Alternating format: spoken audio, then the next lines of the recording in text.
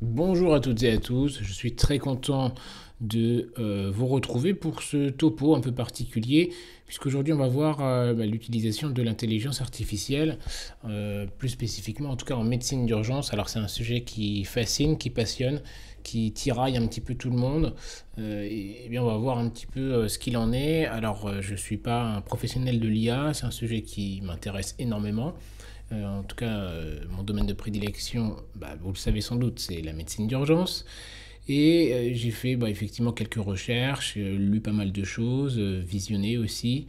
Et je vais vous faire part un petit peu de ce qu'il en est de tout ça.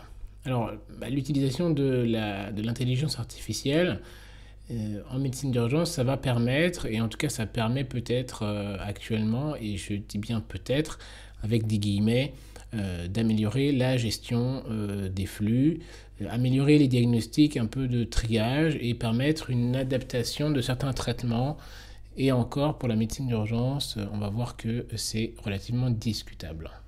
Vous voyez que l'intelligence artificielle, eh bien, c'est un sujet qui fait couler de l'encre, entre guillemets, et qui en fait couler de plus en plus avec la médecine d'urgence. Si on regarde un petit peu ce qui sort dans la littérature, il y en a de plus en plus. Et effectivement, ça va continuer à exploser dans les années, enfin dans les mois et dans les années à venir.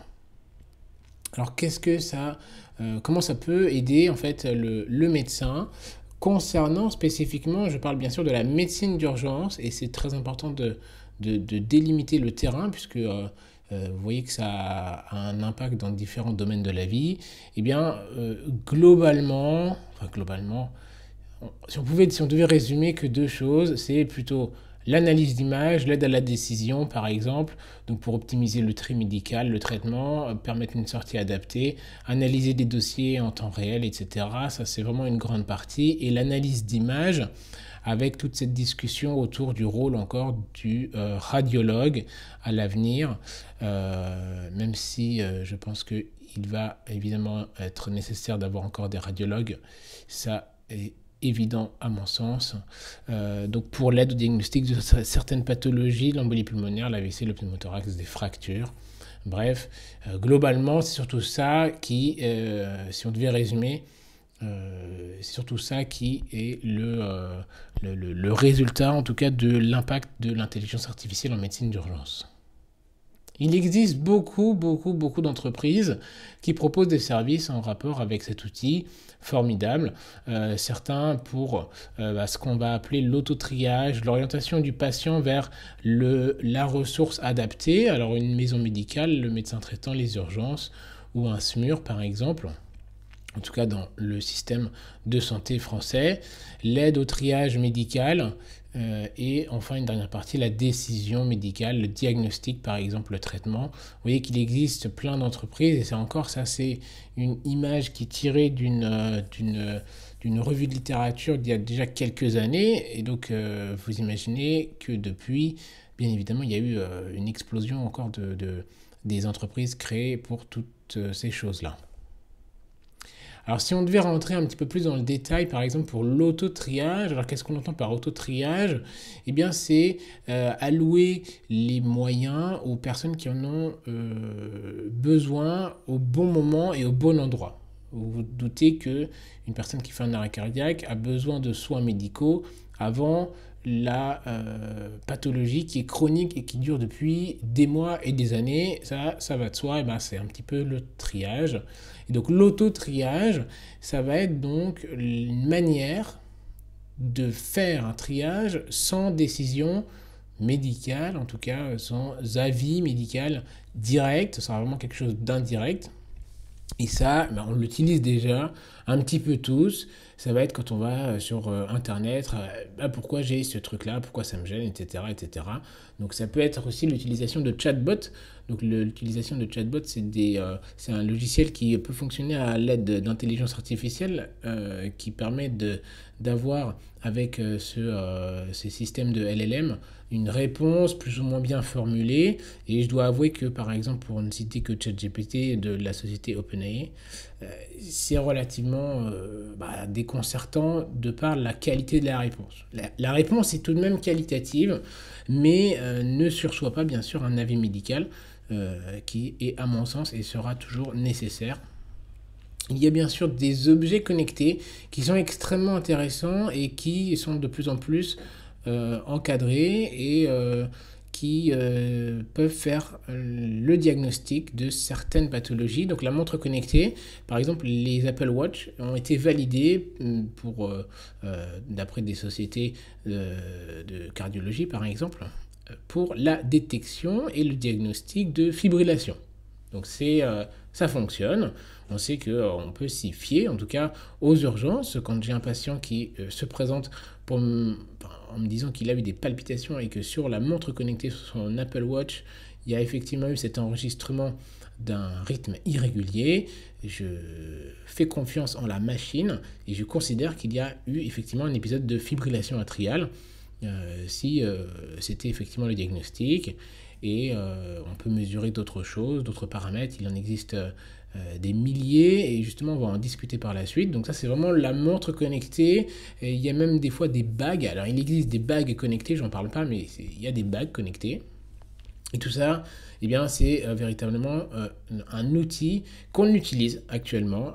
Il y a aussi par exemple le crash detection sur l'Apple Watch qui peut envoyer des secours, en tout cas envoyer un message d'alerte s'il y a une collision. Donc une personne qui est en voiture avec son Apple Watch, il y a un accident. Si c'est autorisé dans les paramètres, il peut y avoir un envoi pour l'appel des secours. Tout comme certaines voitures qui, en cas d'accident, peuvent envoyer un message au secours. Ça existe. Alors pour la domotique, c'est encore particulier puisque ça va être tous les objets connectés de la maison qui vont permettre, grâce à... Enfin, si elles sont boostées, on entend ce terme boosté à l'IA, donc là, leur rôle un petit peu amélioré. Et tout ça, ça va permettre de faire avancer, d'améliorer rapidement la prise en charge. Vous avez sans doute entendu parler des défibrillateurs automatiques qui sont qu'on peut acheter, qu'on peut avoir chez soi. Donc en cas d'arrêt cardiaque, il suffit tout simplement de le mettre et puis on obtient une meilleure prise en charge évidemment de l'arrêt cardiaque. Mais la domotique, ça pourrait aller plus loin et là on pourrait aller vraiment dans un point de vue futuriste en imaginant une maison totalement connectée qui détecte notre passage d'une pièce à l'autre, une analyse, je ne sais pas moi, de la température par des caméras infrarouges, une analyse des selles, des urines, une analyse de la peau. Enfin, vous vous rendez compte de tout ce qui est possible dans le futur et tout ça, c'est du futur. Pour l'instant, c'est juste des prototypes ou quelque chose qui n'est pas mis en tout cas à la disposition du public. Et vous voyez qu'il y a bien sûr des problématiques d'accessibilité pour la population de manière générale, déjà de par le prix de l'installation et d'autres problèmes éthiques. Bref, on en reparlera après. Alors, pour vous donner un exemple plus concret, il y a ce projet Corti, qui permet de reconnaître en fait un arrêt cardiaque durant un appel téléphonique. On va en reparler un petit peu après pour certains cas de prise en charge particulière. Bref, donc vous voyez qu'il y a déjà beaucoup de choses qui permettent un auto-triage pour envoyer des moyens adaptés à ce moment-là quand l'outil détecte qu'il est nécessaire d'envoyer des secours. Alors ça concerne, je switch un petit peu l'orientation, la partie orientation, puisqu'à mon sens ça se réfère un petit peu à la même chose.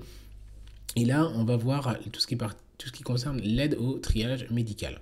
Alors c'est extrêmement important, je vous en ai déjà un petit peu parlé, de prendre des décisions sur l'orientation. Et ça c'est une décision qui peut être médicale ou en tout cas du soignant. Et comment on se base? Eh bien grâce à, alors c'est pas l'expérience ni au doigt levé, c'est parfois grâce à des algorithmes que l'on apprend, mais on pourrait utiliser l'intelligence artificielle qui, grâce à des algorithmes prédictifs, en insérant donc les inputs, on met les paramètres vitaux du patient, une fréquence cardiaque, une saturation, une tension, etc. On insère, on met dans ce logiciel, dans cet éventuel logiciel, les antécédents, la plainte ou les plaintes principales. Et tout ça, ça va nous permettre, selon le modèle utilisé, un gain de temps qui est, en tout cas, vendu ou espéré comme étant considérable. Et je vais vous donner un exemple, c'est ce système qui s'appelle Daisy. C'est très drôle, moi j'imaginais avec un petit kiki dans les cheveux, et c'est ce petit robot qui va vous questionner. Il y a qu'est-ce qui va pas, c'est quoi ton problème? Donc la personne en face, le patient, va exprimer sa plainte avec ses mots, tout simplement. Il n'y a pas besoin de dicter sur un clavier ou quoi que ce soit. Il va tout simplement parler. Et avec une traduction en speech to text, eh bien, le robot va à l'aide de LLM prendre, donc c'est le langage Large Language Model, il va analyser ce qui est exprimé et un agent décisionnel va pouvoir comprendre le problème et répondre en formulant éventuellement des hypothèses ou des tris pour pour le patient et permettre ainsi une meilleure allocation des ressources. Et vous voyez, vous imaginez le problème de ce système DAISY par exemple. Alors lui, il est jeune, il peut se courber un petit peu pour tendre son bras et mesurer la tension, et puis après on peut lui demander de prendre l'oxymètre de pouls. Mais imaginez la population que nous avons aux urgences, qui est quand même pas la population la plus jeune, mais c'est normal puisque c'est pas la population la plus comorbide. Je vois mal comment on pourrait demander à notre personne de 90 ans qui n'arrive plus à bouger à cause de sa scoliose et de son arthrose de mettre son bras dans ce truc. Bon, d'autant plus avec les maladies neurodégénératives, je vois mal comment il pourrait bien comprendre l'utilisation de cet outil. Je ne dis pas que c'est pas faisable, je dis juste qu'il faut être critique par rapport à tout ça. Ça, c'est bien quand on a plein de personnes qui sont pas trop mal. Ça, c'est génial, mais vous imaginez que dans une situation sanitaire exceptionnelle, en cas, je sais pas moi, de séisme, d'attentat, de tsunami, bref, de tout ce que vous voulez, les gens, ils vont pas gentiment mettre leurs bras là-dedans, et puis voilà. Il faut encore une fois être critique par rapport à tout ça. Ça existe, c'est formidable. Dans des endroits où il y a peu de ressources humaines, c'est important d'implémenter parfois une petite touche d'IA. Ça peut être effectivement très intéressant.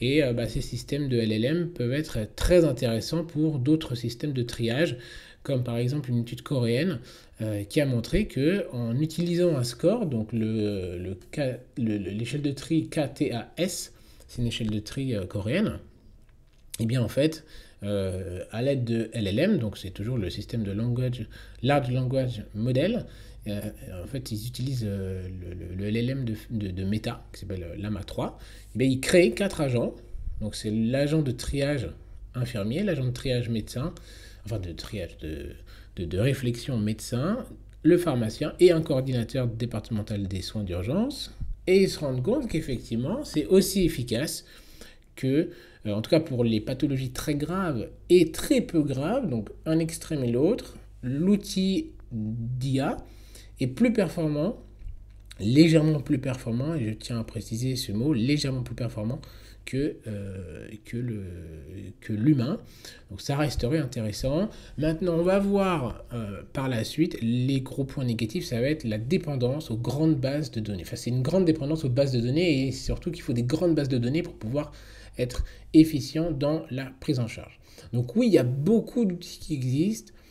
Maintenant, quelle est la possibilité de l'implémenter en vrai? Ça reste vraiment, ça reste discutable. Alors pour la décision médicale, on va voir qu'il existe quelques outils, que ça date pas d'aujourd'hui, entre guillemets. Juste pour vous refaire le point, peut-être que j'aurais dû en parler initialement, mais oui, l'intelligence artificielle englobe le machine learning, qui englobe lui-même le deep learning, qui englobe lui-même l'IA générative, et le LLM est entre le deep learning et l'IA générative, puisque c'est de l'apprentissage par texte, qui va permettre aussi de générer une réponse verbale ou par texte. Alors je vous ai mis ce petit tableau parce que c'est sympa d'utiliser l'IA pour lui demander de comprendre l'IA. Hein. C'est ça aussi la force de l'intelligence artificielle, c'est avoir accès à la connaissance plus rapidement et de décision. Vous voyez que globalement, pour comprendre rapidement la différence entre machine learning et deep learning, et bien en fait, la machine learning, en gros, ça va être, on lui met une base de données, des tableaux, des chiffres, et il analyse énormément de choses pour sortir un résultat. En revanche, le deep learning, ça va être des inputs qui peuvent être un peu plus complexes, beaucoup plus complexes même, des images médicales, du texte, des vidéos.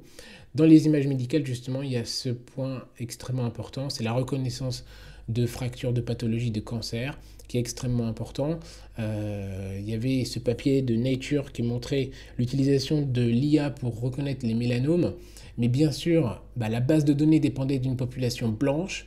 Et donc, vous imaginez que la détection de mélanome dans la population noire était catastrophique pour cette IA, puisqu'elle ne comprenait pas dans sa base de données la population noire. Et donc, c'est absolument crucial de connaître les limites de l'outil que vous utilisez. Comme pour tout d'ailleurs.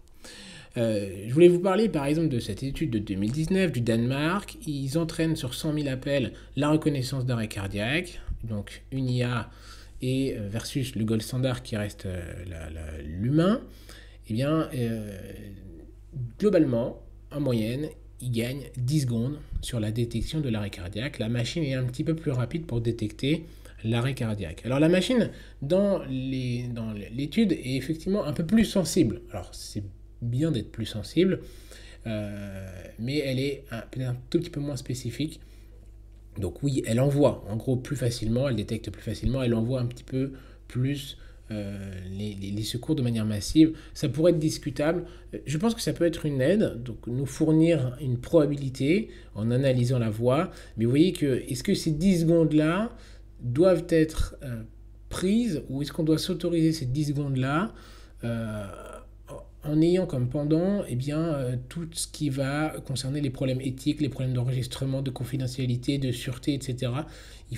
C'est un sujet qui est relativement très complexe et ça existe. L'IA dans la médecine d'urgence, ça existe, ça fonctionne, mais ça révèle de nombreux problèmes. Encore une fois, l'IA implémentée depuis 2016. Je vous montre cette étude-là pour vous montrer que ça existe depuis longtemps. L'IA, c'est pas tombé du ciel depuis ChatGPT 3, ça existe depuis avant. Détection plus précoce grâce au deep learning d'un rythme choquable, pardon. Ça existe depuis 2016. Donc ça fait presque, j'allais dire 10 ans, mais ça fait 9 ans, même 10 ans, puisqu'il faut le temps que ça soit pondu, ces études. Ça fait 10 ans que ça existe, le deep learning, pour la détection de quelque chose d'absolument fondamental et nécessaire pour l'arrêt cardiaque, le rythme choquable. Donc vous voyez que ça existe depuis longtemps, c'est pas sorti du chapeau de ChatGPT 3. L'utilisation de casques de réalité virtuelle et ou de réalité mixte pour améliorer la prise en charge, en tout cas la formation des soignants pour l'arrêt cardiaque. Et encore une fois, c'est vraiment pour des sujets spécifiques, mais ça va exploser dans les années à venir, la recherche là-dessus. Il y a beaucoup de choses qui sont faites pour l'arrêt cardiaque, les appels, la défibrillation, l'amélioration de l'apprentissage à la réalisation du massage cardiaque. Mais je ne conçois pas, et c'est là où il faut être critique, c'est que moi, quand je suis en SMUR, quand je vais pour un arrêt cardiaque, j'ai pas mon casque sur le nez. Non, je ne l'ai pas. Et je suis là pour critiquer la réalisation du massage cardiaque.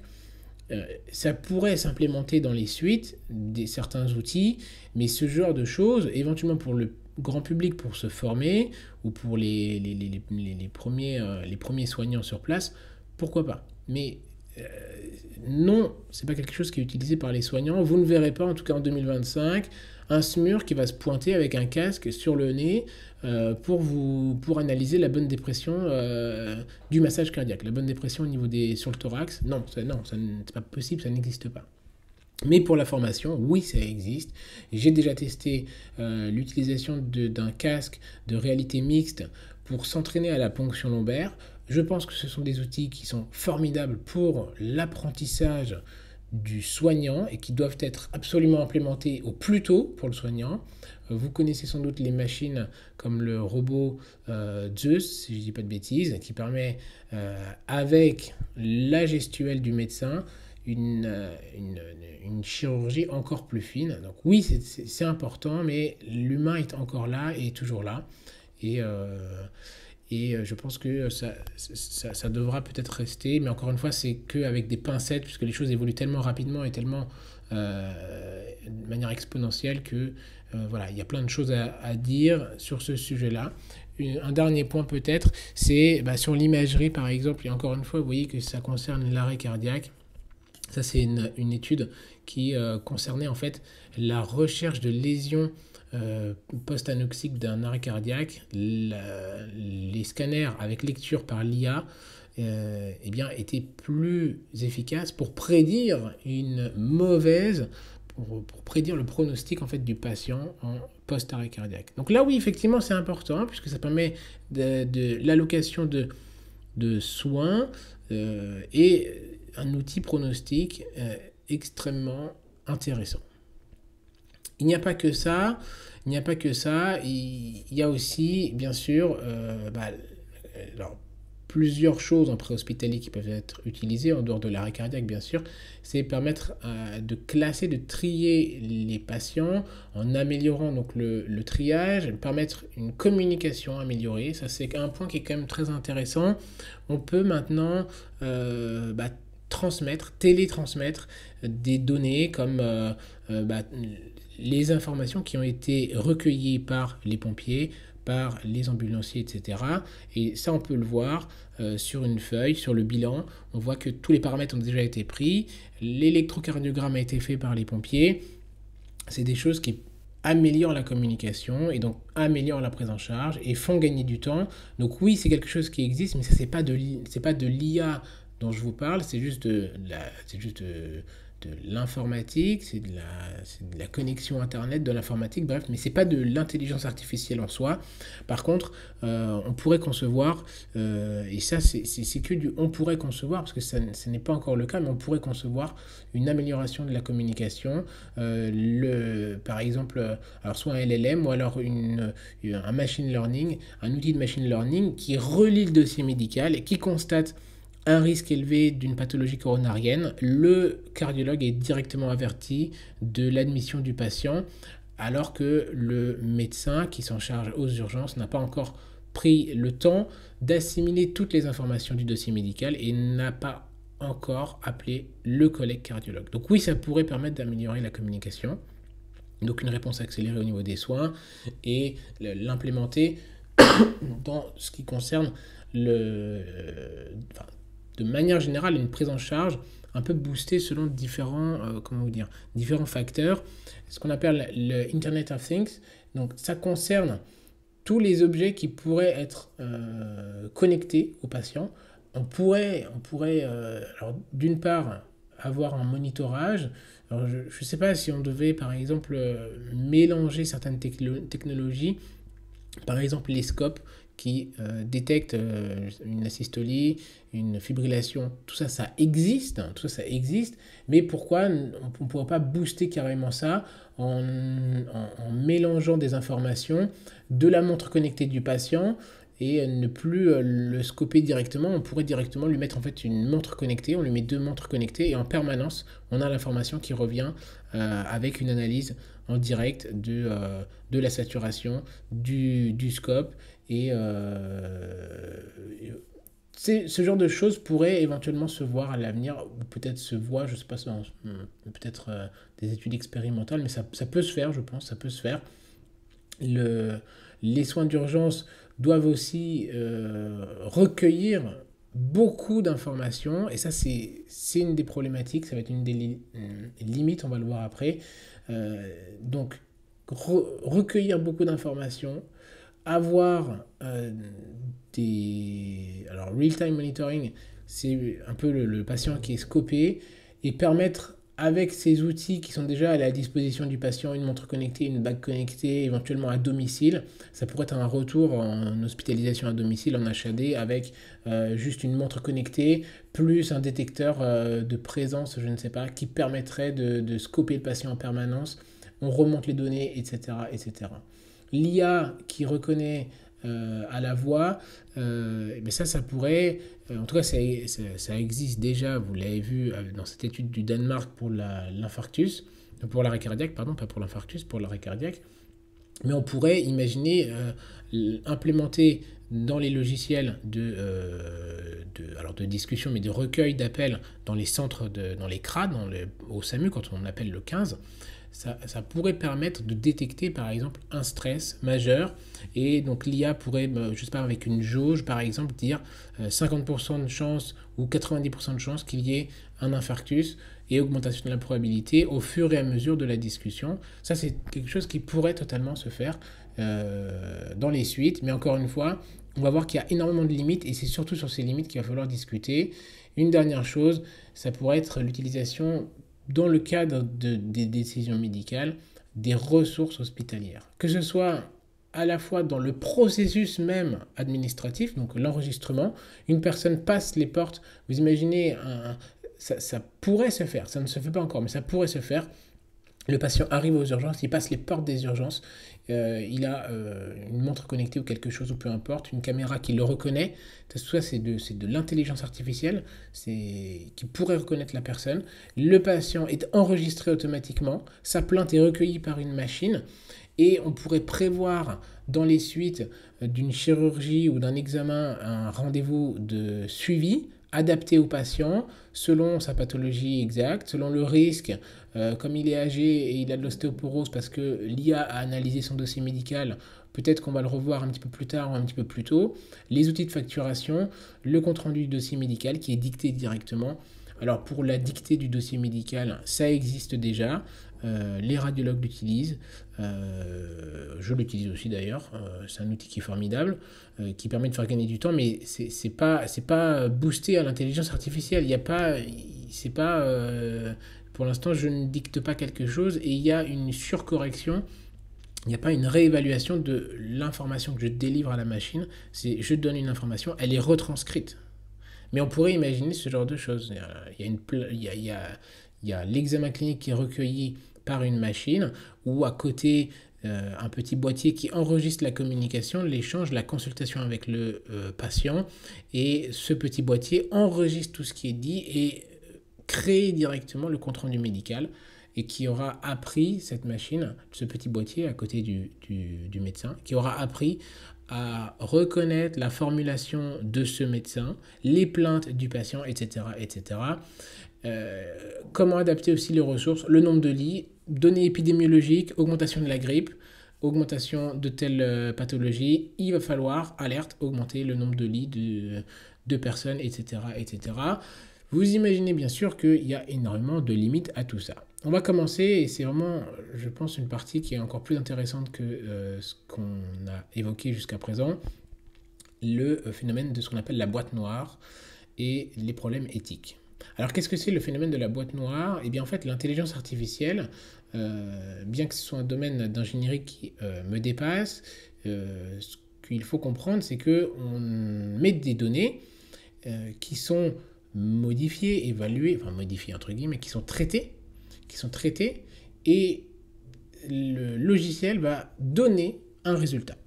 Durant la phase expérimentale ou de création du logiciel, on modifie les paramètres internes de cet outil, mais on ne connaît pas le principe exact qui aboutit, qui fait traitement de données et qui permet d'aboutir au résultat donné.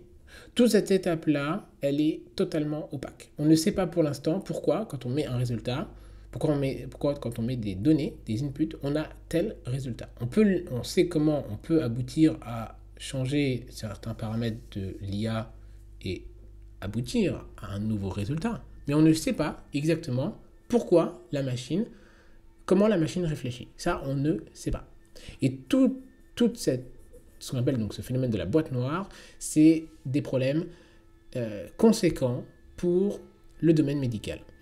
Est-ce qu'on peut se fier aux résultats?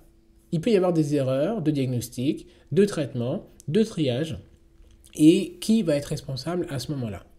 Vous exprimez mal éventuellement votre plainte ou vous avez un tempérament à sous-évaluer votre plainte. Vous savez sans doute qu'il y a des personnes qui, alors je ne dis pas qui surajoutent ou qui jouent de leur évaluation de la douleur, mais certaines personnes me disent très clairement j'ai mal à 12 sur 10. Alors, on sait tous que 12 sur 10 ça n'existe pas. Et ce qu'ils veulent dire par là c'est qu'ils ont une douleur intense.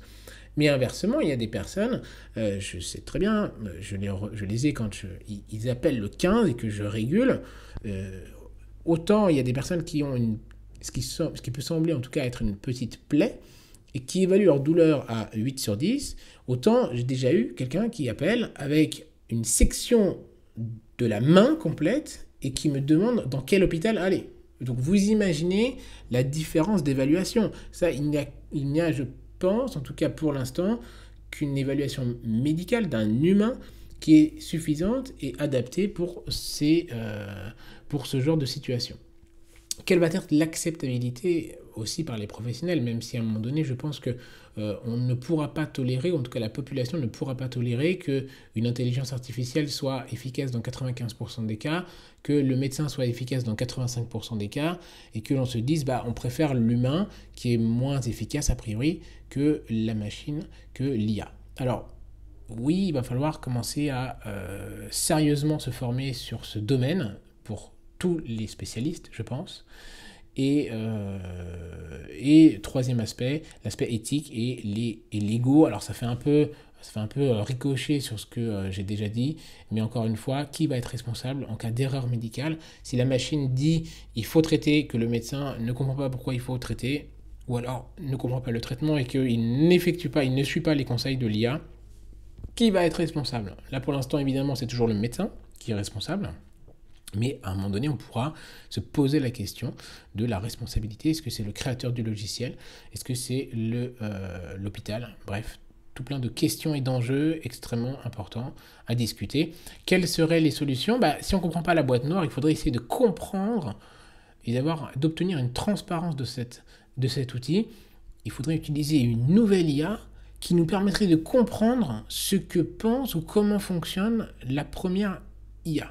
Vous imaginez ces problématiques pour comprendre les fonctionnements, permettre une réglementation importante. Alors oui, l'Union européenne est très stricte sur l'implémentation de l'IA de manière générale. Je pense que, alors c'est un point de vue personnel que je ne développerai pas, mais il faut effectivement avoir cette balance il faut avoir une balance adaptée, il faut être équilibré entre trop de réglementation et l'absence de réglementation sur l'intelligence artificielle. Et voilà, je parlais aussi de cette approche hybride en mélangeant des modèles interprétables avec du deep learning, sous-entendu mélanger plusieurs outils d'intelligence artificielle pour obtenir une réponse plus adaptée, en tout cas celle que l'on se pose. Autre point, la fiabilité et la sécurité des data. La fiabilité, eh bien ça dépend énormément de notre base de données. Et ça, c'est quelque chose qu'il faut absolument, je dirais que c'est l'erreur numéro 1 à éviter, à fuir, c'est le piège. D'ailleurs, c'est comme pour tout, celui qui utilise l'outil, le technicien doit connaître son outil.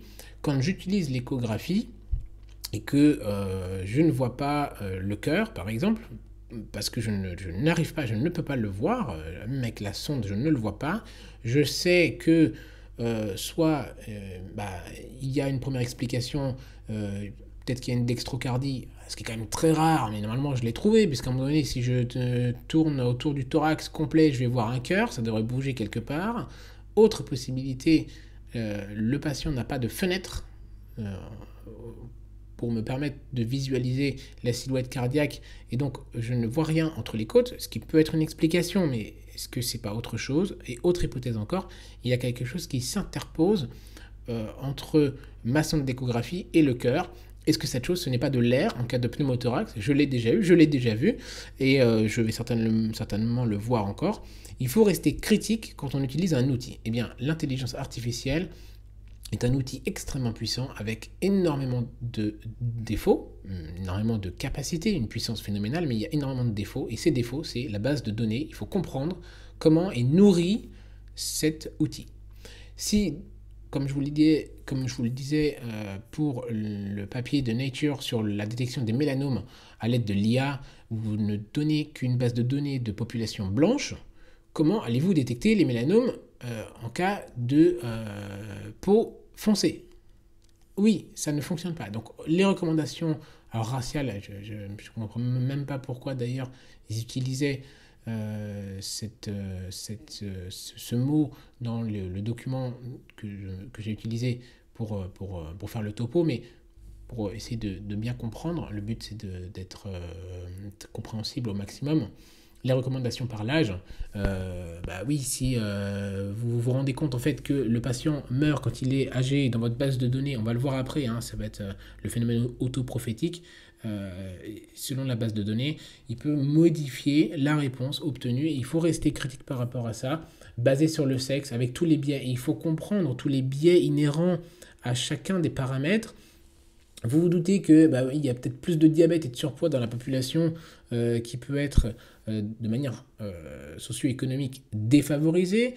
Oui, ils ont moins de ressources, donc ils sont plus sujets à la malbouffe.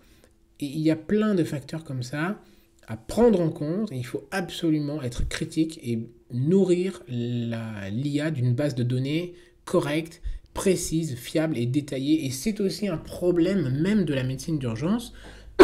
Discuter de l'IA en médecine d'urgence, c'est aussi devoir comprendre qu'il faut fournir pour les prochains mois, les prochaines années, des données de médecine d'urgence représentatives de la problématique à laquelle on va être confronté quand on va demander à notre outil d'IA, des données qui sont fiables et détaillées.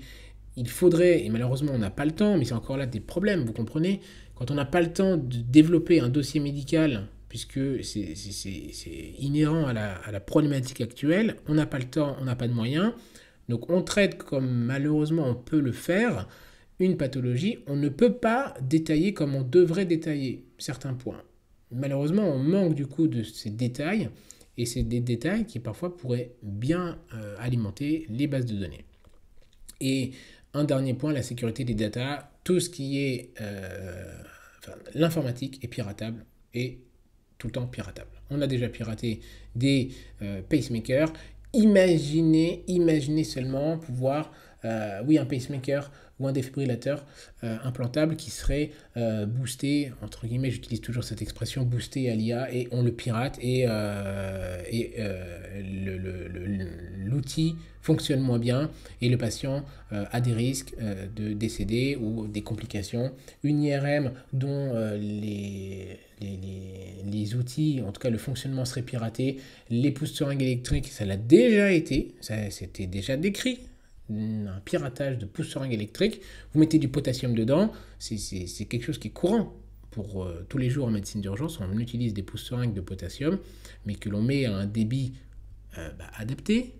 Et s'il y a un piratage informatique général, et c'est le risque plus tard, eh bien, vous imaginez les conséquences qu'il peut y avoir. Je ne vous explique même pas le risque quand il y a un piratage des données du patient même. Et le pire, ce qui serait catastrophique, c'est piratage d'une banque de données qui permettrait de fournir les informations à une intelligence artificielle. À ce moment-là, c'est carrément tout l'outil intégralement qui serait faussé et inutilisable par la suite. L'autre limite, ça va être la reproductibilité des résultats. Alors là, pour aller un petit peu plus vite, on va dire, il y a des problèmes d'une part de modélisation, puisque les modèles socio-économiques, géopolitiques sont différents d'un hôpital, j'allais dire d'un hôpital, mais c'est peut-être exagéré, d'un hôpital à l'autre, mais d'une région à l'autre, d'un pays à l'autre, même d'un continent à l'autre.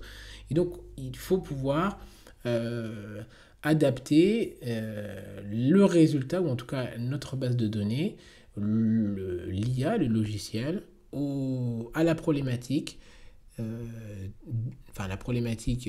à laquelle nous faisons face. Si on veut utiliser un outil pour connaître le meilleur traitement pour de la médecine d'urgence, ce serait pour l'infarctus, pour la détection d'extrasystole en cas d'irritation myocardique dans le cadre d'un infarctus, eh bien, il faut adapter notre base de données par rapport à la situation, par rapport aux moyens disponibles. Et tout ça, c'est encore un sujet bien plus complexe que seulement la médecine. Un manque de normalisation peut permettre de limiter la reproductibilité des résultats. Oui, c'est vrai que selon les centres, en France en tout cas, on n'utilise pas les mêmes logiciels aux urgences. Comment on fait pour normaliser tout ça? C'est encore des problèmes qui sont relativement complexes. Alors ça peut fonctionner en tout cas plutôt bien pour les arrêts cardiaques, c'est ce qu'on appelle les normes Dutstein. c'est des papiers qui sont, pour tous les arrêts cardiaques, on met la même chose. L'heure à laquelle il y a eu l'arrêt, l'heure d'appel, est-ce qu'il y a des témoins, qui ont été les témoins, etc., etc. Et tout ça, une normalisation de la prise en charge du patient permettrait d'implémenter ces données dans le logiciel d'IA et de le faire tourner et d'en déduire certaines choses intéressantes et donc de l'utiliser comme outil en médecine d'urgence. Certaines limitations vont aussi faire écho un petit peu à ce que je viens de dire. D'autres, en tout cas, limitations, ça va être la généralisation et l'intégration à la clinique. On en a déjà très rapidement parlé, mais quand on a un environnement qui est limité, on ne peut pas avoir les mêmes conclusions pour la prise en charge d'une grippe, je sais pas moi, une grippe en cas de pandémie Covid-19, quand on a 30 000 lits de réanimation, versus quand on est dans la pampa, qui n'a même pas un tuyau pour intuber le patient et qu'on n'a pas d'éthomidate pour sédater notre brave homme. Pour vous donner un petit peu la complexité des choses, on ne peut pas utiliser l'IA à ce moment-là. C'est pas possible. On peut pas, ou alors en tout cas, il faut un système extrêmement complexe qui est adapté à la situation en temps et en espace. C'est extrêmement compliqué. Variabilité des pratiques de soins, oui, selon les pays, il y a des recommandations qui varient. Donc il faut aussi implémenter ça dans l'outil. Le contexte géopolitique, la diversité de population, c'est un peu redondant, mais ça limite la généralisation et l'intégration à la clinique. Alors là, moi, quand j'entends effectivement que c'est bon, l'IA remplace le médecin, non. Ah non, c'est pas possible. Imaginez travailler en médecine d'urgence. Le patient s'effondre devant vous. Vous n'allez pas attendre que cette machine, que Daisy vienne lui dire bonjour, qu'est-ce qui vous arrive. Ce n'est pas possible. Éventuellement, des outils pour prévoir, des outils préventifs ou de détection de personnes qui tombent, qui deviennent hypothermes, tout ça, oui, ça permet d'accélérer. Mais la décision extrême, de l'extrême urgence, je pense que ça va être l'étape finale de l'IA. Et là encore, ça risque d'être beaucoup plus long que ce qui est prévu. Peu d'essais randomisés valident quand même l'utilisation de l'IA en clinique. Il y en a peu. Je ne dis pas qu'il n'y en a pas, je dis qu'il y en a peu. Les approbations réglementaires, tout ça, ça va limiter, puisque plus on va donner des limites en termes de loi d'utilisation, plus ça va ralentir l'installation de l'IA en pratique clinique. Il va falloir aussi l'intégrer dans le flux de travail, puisque là, on n'a pas le temps, on est dans le flux continu. Il y a des patients sans cesse. Aux urgences, on a 2, 3, 4, 5 admissions par heure que je suis obligé de voir. Il faut comprendre le dossier, prendre les décisions, faire les bilans, regarder les autres bilans. Et je n'ai pas le temps de voir si je dois intégrer ces données dans une intelligence artificielle, dans un nouvel outil. Ce n'est pas possible. Et encore moins, en tout cas à l'heure actuelle, je ne peux pas implémenter la donnée. Après, est-ce que la donnée pourrait s'implémenter d'elle-même? Ça, c'est une autre discussion. Mais imaginez en cas de situation sanitaire exceptionnelle. Bien sûr que non, c'est impensable. Et alors oui, c'est indéniable, il y a des avantages cliniques, mais encore une fois, sont-ils réels et apportent-ils une réelle plus-value, en tout cas pour la médecine d'urgence? Alors parfois oui, parfois non. C'est un sujet qui est encore compliqué, on est déjà à plus de 40 minutes, je ne vais pas m'éterniser plus que ça, et je vais vous en parler, je vous parle d'une dernière limitation, ça va être la réalisation prophétique. Alors je ne sais pas trop comment le traduire, je vous ai mis de cette étude-là, de toute façon je vous mettrai tout en description. Imaginez une IA qui est extrêmement puissante, a analysé que votre patient avait peu de chances de survie. En tant que médecin, vous avez peut-être eu l'esprit critique en vous disant, bon, comme ça, effectivement, je pense qu'il a peu de chances de survie. Mais l'IA confirme cette prédiction, il y a peu de chances de survie. Donc, vous ne donnez pas, en tout cas, vous ne justifiez pas l'utilisation de ressources médicales à la hauteur d'une survie maximale pour ce patient, puisque vous savez que vous estimez qu'il a peu de chance, et en plus de ça, l'outil d'intelligence artificielle que vous utilisez, qui a été validé par toutes les instances, vous dit qu'il a peu de chances de survie. Du coup, forcément, ça risque de limiter ses chances de survie. Effectivement, le patient décède, les données sont ajoutées, les données de ce patient-là ont été ajoutées à la base de données, par rétroaction, effectivement, j'avais raison, conclut la machine. Et vous comprenez donc qu'il faut avoir cet esprit extrêmement critique des biais qui peuvent être amplifiés lors de l'utilisation de l'intelligence artificielle. Je ne dis pas que l'IA va nous dire c'est bon, on les limite tous. Je vous dis juste qu'il faut avoir cet esprit critique puisque c'est quelque chose qui va arriver dans notre pratique quotidienne extrêmement rapidement. Il faut se former, il faut en avoir conscience. Il y a beaucoup de papiers qui vont sortir, il y a beaucoup de choses qui sont dites qui peuvent faire peur, mais dans la pratique réelle, voilà, pour l'instant, je n'en vois pas l'utilité, en tout cas, ma médecine clinique n'est pas modifiée. Je ne parle pas de la recherche, je parle de la médecine clinique, en tout cas en médecine d'urgence. J'ai peu de choses qui sont qui sont franchement modifiées, hormis peut-être l'utilisation de l'imagerie médicale. On envoie la donnée, l'image est rapidement interprétée par une IA qui classe le sous-dural parce qu'elle a vu qu'effectivement il y avait un contraste blanc là où il doit y avoir normalement un bout de cerveau. Elle le classe dans les dossiers à analyser rapidement. Ça, oui, ça existe. Oui, c'est bien.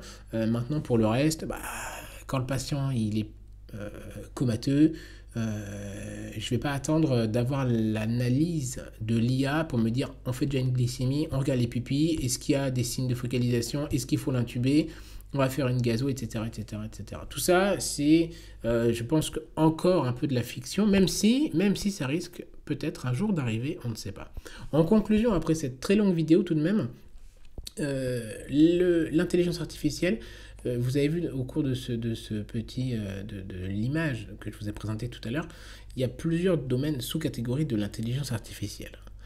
On pourrait imaginer implémenter les données recueillies auprès du patient ou à travers différentes données dans une machine qui nous donne une réponse prédictive pour ce que l'on cherche. Ça peut être un diagnostic, le pronostic de la maladie, ça peut être un traitement, etc. Et tout ça, effectivement, ça peut avoir un intérêt plutôt intéressant en médecine d'urgence, pour le tri par exemple, même si pour l'extrême urgence, je ne vois pas comment ça peut s'implémenter tout de suite. L'intelligence artificielle, ça permet aussi un deuxième point, une surcouche de ce qu'on pourrait appeler le clustering en anglais.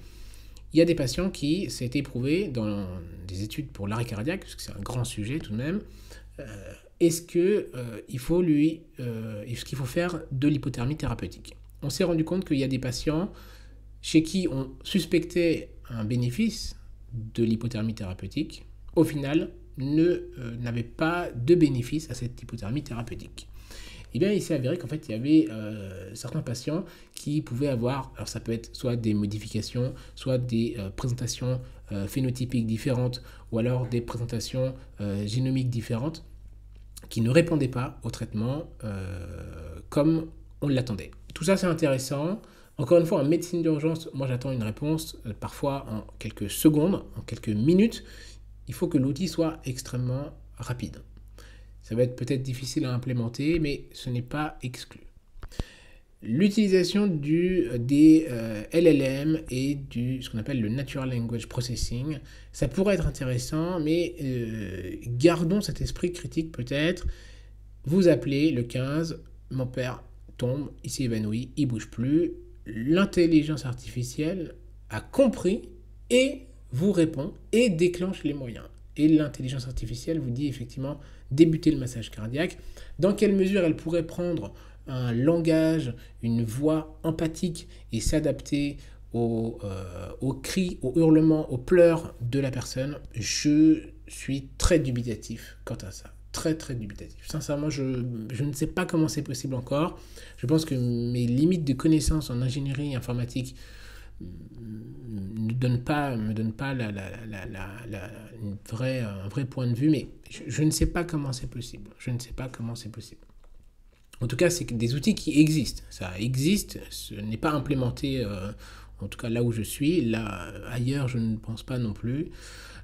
Utiliser l'intelligence artificielle pour regrouper toutes les informations, puisqu'on a plein de données qu'il faut essayer d'analyser, mais si on arrive à recouper toutes les informations dans les différents centres. Imaginez des centres de réanimation, on prend tous les mêmes patients pour toutes les mêmes pathologies On les analyse grâce à cet outil d'intelligence artificielle. La machine a compris que, bah oui, le patient a été intubé. Est-ce qu'il a eu des vasopresseurs? Oui. Ah, et bah effectivement, dans ce cas-là, la survie est la meilleure. Bah, pour ce type de patient, pour ce patient-là, c'est la meilleure chose à faire. Et donc, l'IA, par combinaison des données de différents centres, va pouvoir délivrer au médecin réanimateur, à l'urgentiste, aux spécialistes, peu importe, la meilleure décision parce que bah, tout ce qu'il a regardé sur 10 000, 100 000, 300 000, 1 million de patients, il s'est rendu compte que c'était la meilleure prise en charge. Ça, effectivement, ça peut être un outil très intéressant. Gardez en tête qu'il y a énormément de limites à tout ça et c'est des sujets qui doivent être discutés, qui sont extrêmement discutés, que ce soit autant la transparence, la compréhension même du fonctionnement et du raisonnement de l'intelligence artificielle, les problèmes éthiques que cela soulève. Est-ce qu'on voudra garder la responsabilité du soignant? Est-ce que ce n'est pas la responsabilité de l'IA puisqu'elle est plus efficace que le médecin? Alors pourquoi devrait-on mettre la responsabilité sur le dos du médecin? Les problèmes de fiabilité des données, les problèmes de reproductibilité au niveau des différents centres, des différents moyens disponibles, puisque en tant que médecin urgentiste, je sais que si je n'ai pas de lit pour mon patient pour l'accueillir, il va falloir que je développe des capacités pour pouvoir prendre en charge malgré tout mon patient, chose que l'IA n'a pas forcément, ou alors en tout cas pour l'instant n'a pas forcément. Tous les problèmes de généralisation, l'acceptabilité, bref, la notion de feedback, il faut bien avoir en compte que si l'IA se conforte dans son erreur, c'est comme pour nous, mais il faut rester critique par rapport à ça. Et enfin, une dernière chose que beaucoup discutent, mais qui à mon sens n'est même pas discutable, c'est l'empathie. Pour quelle raison? On est déjà à presque une heure de topo. Je tenais à vous en parler. Je pense que l'IA est un outil formidable à l'avenir et qui va nous permettre une meilleure médecine, mais qui ne doit surtout jamais dépasser cette frontière de la communication d'humain à humain lorsqu'il y a une plainte. Il faut nous permettre de gagner du temps sur la partie informatique, sur la partie administrative et nous devons plus tard, je pense, nous focaliser sur l'empathie du patient, prendre le temps de l'écoute. Et je ne vois pas comment une machine pourra prendre la main de ce patient qui a une détresse respiratoire, qui est en train de mourir. Et je ne vois pas comment une machine pourra avoir un degré d'empathie similaire à un humain. Je ne le conçois pas. Je pense que, et d'ailleurs ça a été montré durant la pandémie à Covid-19, quand les familles ne pouvaient pas venir en réanimation, on s'est rendu compte que l'utilisation, et vous vous rendez compte du degré de gravité de la situation, l'utilisation de gants remplis d'eau chaude, simulant une main chaude, était bénéfique pour le malade. Donc je ne suis pas en train de dire qu'il faut, c'est pas un argument pour dire oui la machine, une main chaude avec un plastique chaud pourrait simuler une main chaude. Je pense qu'il faut justement garder cette barrière, cette frontière. Le soignant, le futur soignant s'aidera de l'IA, mais devra encore prendre des décisions et devra surtout se former dans l'empathie et je pense que c'est surtout ça le devenir de l'IA. Voilà, ça fait 54 minutes bientôt, c'est un peu long, j'espère que ça vous a plu quand même comme topo. C'était un peu particulier, c'était pas des cours, hein, c'est pas des informations, je vous noie pas cette fois-ci. Si ça vous a plu, si vous êtes toujours là au bout de presque une heure, merci à vous, merci toujours de votre confiance. Si ça vous plaît, bien sûr, ne manquez pas de vous abonner. C'est rare que je fasse des vidéos comme celle-là, d'habitude c'est quand même plutôt des cours. Mettez un pouce bleu si cela vous convient, bien sûr. Les bouquins, donc Réussir ses études, apprenez sans limite, disponibles sur Amazon, des carnets pour les prises de notes. Et bien sûr, quant à moi, il ne me reste plus qu'à vous dire de prendre soin de vous et de vos patients. Et vous voyez que c'est pas l'IA qui vous a dit ça.